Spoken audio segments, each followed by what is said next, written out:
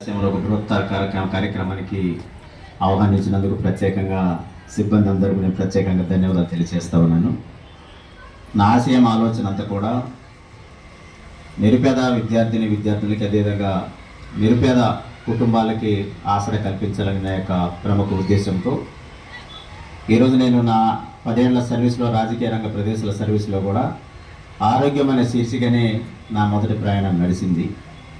దానిలో కూడా నేను ఎంతోమంది వికలాంగులకి నేను స్వయాన నేనే ఫిజియోథెరపీ చేస్తున్నటువంటి 10 ఏళ్ల కాల పరిమితి నాది. నేను కూడా ఫిజికల్ ఎడ్యుకేషన్ టీచర్గా, ఫిజికల్ డైరెక్టర్గా, నేను కూడా డాక్టరేట్గా అందులో ఫిజియోథెరపిస్ట్ చేసిన కాబట్టి ఇక నన్ను పరిచయం చేసింది ఈ యొక్క సమాజానికి పరిచయం చేసింది ఆరోగ్యం అనే శీర్షిక. అది కూడా ప్రతి ఆదివారం వస్తే ఉదయం లేచి రూమ్ లేచి 5 గంటలు లేచి ఏదన్నా ఒక ఊరు వెళ్ళి అక్కడికి వెళ్ళిన తర్వాత పక్షవాతంతో పడిపోయినటువంటి ఒక పేషెంట్ దగ్గరికి వెళ్తాం.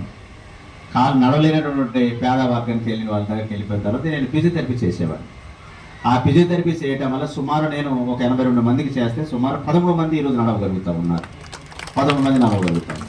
అది 10 ఏళ్ళలో విజయం సాధించిన. అది నన్ను ఒకంత ఎత్తుకు నన్ను చేర్చి తన యొక్క సామాజిక సేవ ఈ యొక్క సమాజానికి మన ప్రజలకి ఎంతో అవసరపడుతుందని ఆలోచనతో నిండని మరుస్తున్న మీరందరూ ఆశీర్వించినట్టు శుభవేళ.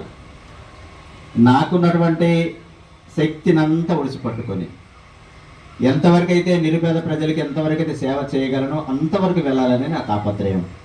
అది నాకు దొరికింది నా రాజకీయ వేదిక ఈరోజు.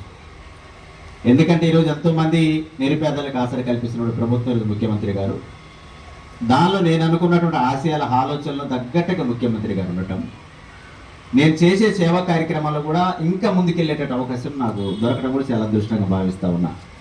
ఎందుకంటే రాజకీయాలు ఎవరు ఉంటారు, రేపోతాయి, ఎవరు కూడా శ్రేష్టంగా కారు. కానీ సమాజానికి